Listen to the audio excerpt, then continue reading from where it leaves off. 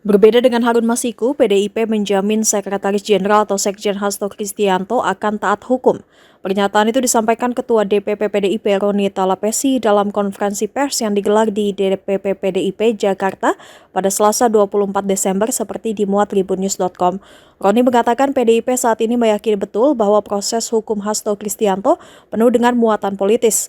Buktinya, kata Roni, kasus Harun Masiku yang menyeret Hasto Kristianto semakin menguat saat Pilpres 2024.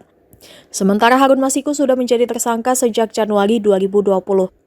Roni meyakini sikap kritis Hasto Kristianto menjadi penyebab kasus hukum tersebut kembali diungkit oleh penguasa, utamanya ketika berbeda pandang saat Pilpres 2024.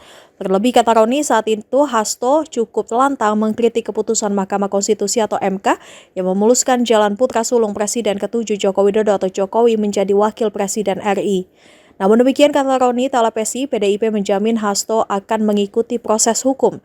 Ia pun menyinggung terkait cita-cita partainya untuk menjadikan Indonesia sebagai negara hukum yang adil dan transparan. Penggunaan kekuasaan atau abuse of power di penghujung kekuasaan mantan Presiden Joko Widodo. Bahkan sikap tegas ini baru terjadi minggu lalu ketika partai mengambil sikap yang tegas dengan memecat 3 kader yang dinilai telah merusak demokrasi dan konstitusi. 6. Politisasi hukum terhadap Sekjen DPP PDI Perjuangan ini juga diperparah dengan bocornya SPDP kepada media massa yang seharusnya bersifat rahasia, yang harusnya hanya diberikan kepada pihak terkait. Ke-7, PDI Perjuangan dan Sekjen DPP PDI Perjuangan telah dan akan selalu mentaati proses hukum dan bersifat kooperatif.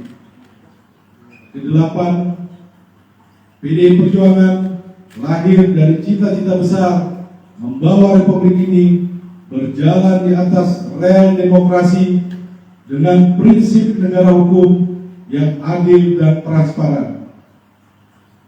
Yang terjadi saat ini adalah politisasi hukum. Ke-9, penetapan Sekjen DPP PDI Perjuangan ini mengkonfirmasi keterangan Ketua Umum PDI Perjuangan Ibu Megawati Soekarno Putri pada tanggal 12 Desember 2024 bahwa PDI Perjuangan akan diaut-aut atau diacak-acak menjelang Kongres ke-6 PDI Perjuangan. Terima kasih.